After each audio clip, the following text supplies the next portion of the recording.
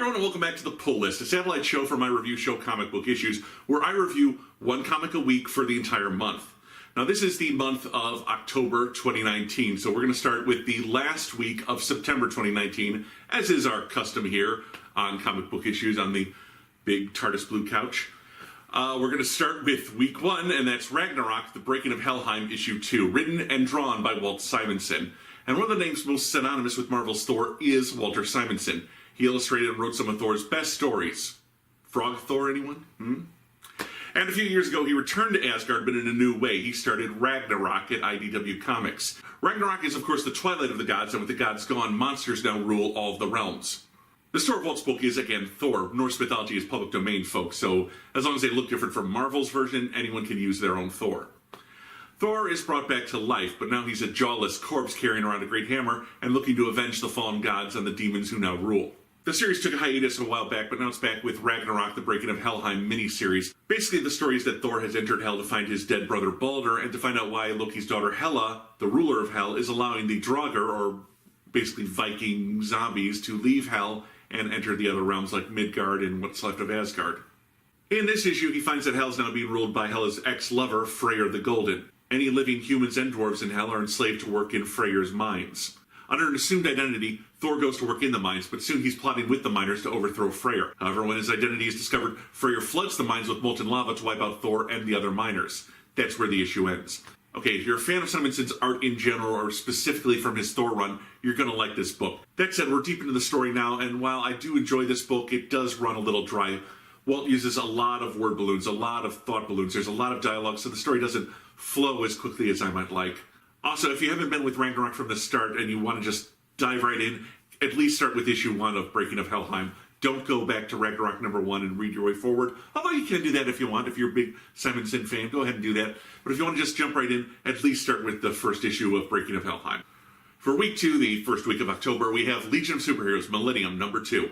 Okay, so the latest version of Legion of Superheroes was just introduced over in Superman, when Superman and his family set up the United Planets to help maintain peace throughout the galaxy. So this 2-issue Millennium series was set up to introduce us to the new future of the DC Universe, and it's written by Brian Bendis, and each chapter is drawn by a different A-list artist. The main story is that Rosen Thorn, a metropolis vigilante with split personality disorder and no superpowers before this, suddenly finds out she's immortal, and we travel with her through her long life through the DC future. Issue 1 had her meet President Supergirl, Batman Beyond, Kamandi, and then finally leave Earth. Issue 2 picks up with Rose. She's only called Thorn when her violent vigilante personality takes control, meeting Booster Gold as he considers traveling back in time to the age of superheroes. She travels through Omac's dystopian future. She travels through space and then finally returns to Earth to meet John Kent and the Legion of Superheroes as she's prepared to tell them all she's learned. Ultimately, however, these 2 issues are pretty pointless. The art is gorgeous, especially when you've got A-listers like Ryan Sook, Jim Chung, and Jim Lee drawing it, but the story is focused on this mentally ill woman who's at war with herself. We never really understand what lessons she's learned and why she suddenly needs to impart them to the Legion of Superheroes. And the Legion of Superheroes, whose name is on the title, whose name is being used to sell this book to us, only appear in the last 3 pages of issue 2. These 2 issues felt like a cash grab. We're just going to show you some really pretty art and lead into the Legion of Superheroes, but we don't learn anything about the Legion of Superheroes. There's no setup for the Legion of Superheroes. It's all focused on this rather unimportant character who's currently appearing in Action Comics. I expected a prologue for Legion of Superheroes, and I guess I got a prologue. I just don't feel I learned anything from it. For week 3, we have Powers of X number 6. This issue is the final issue of the House of X / Powers of X X-Men relaunch. From here, we're going to get X-Men, New Mutants, Excalibur, and more in the post-Krakoa mutant era. We find out that Moira X's 6th life, the one that we didn't have any information on, and oh, by the way, go watch my House of X number 2 review if you want to know all that happened with Moira McTaggart's reboot and being brought back into the X-Men universe after she died. Anyway, her 6th life has been the future story that we've seen in Powers of X, where mankind is on the verge of being assimilated into a black hole supercomputer. It's crazy, I know. Fortunately, Moira and Logan are still alive. They don't want to kill her because she'll reincarnate and then can stop this future from ever happening. But, of course, they kill their captor and Logan kills her to send her back to her next incarnation and stop humanity's genetic technological uplift from ever happening. It's a really bizarre story. In the present, we learn that despite setting up the mutant government, Moira is alive and in hiding on Krakoa and running things behind the scenes with Charles and Magneto.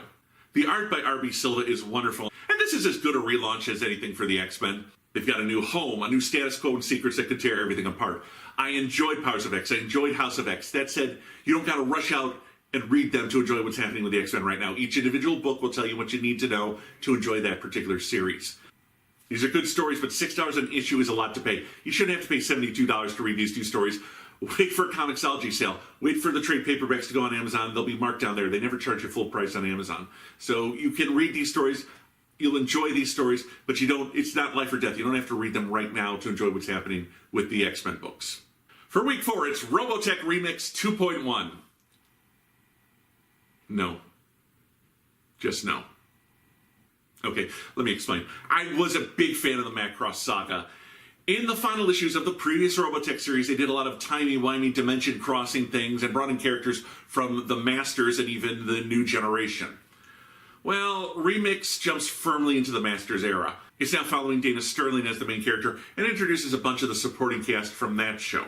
The new series is written by Brendan Fletcher and drawn by Elmer DeMasso, and I'm completely lost.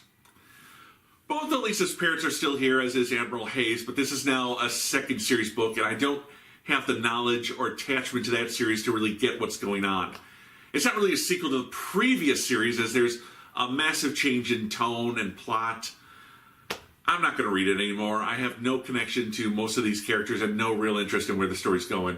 I was into the Macross saga. We're now into the Master saga, and for me, the relaunch was just a dead end. And that's it for... Oh, gotcha. We actually have a 5-week program. It always depends on how many weeks are in each individual month. So we do have week 5, and it's the Amazing Mary Jane issue number 1.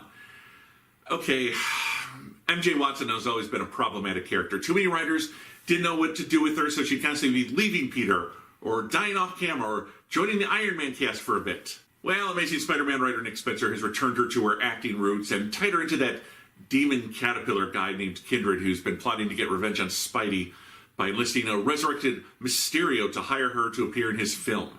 MJ quickly realizes that all the labor on this new movie set are actually former supervillains. That means something's off, and she finds out that the director is actually a disguised Mysterio. For some crazy reason, she decides to keep going on with this film, so long as her shallow character gets some rewrites despite Quentin's rage issues. What? I know MJ isn't the smartest cookie in the jar, but why in the world would you agree to work for a supervillain who's tried to kill your boyfriend / former husband in a different reality so many times? Despite some massive logic fails in the story by Leah Williams, the art by Carlos Gomez is surprisingly good. I'm still not sure if I'm enjoying this series or not, but I'll stay around for issue 2 to make up my mind. And with that, we're going to close the pull list for another month. I'll see you back here for the month of November, my friends. And that's it for the month of October. I'll see you back here for the pull list in November. Be sure to check out my regular review show, Comic Book Issues, and check out my Patreon, and also like and subscribe on my YouTube channel. Thank you very much, my friends. That got my plugs in. I'll see you next time for the November pull list. Until then, this is Comic Book Issues, and I'm your host, Brian Heinz.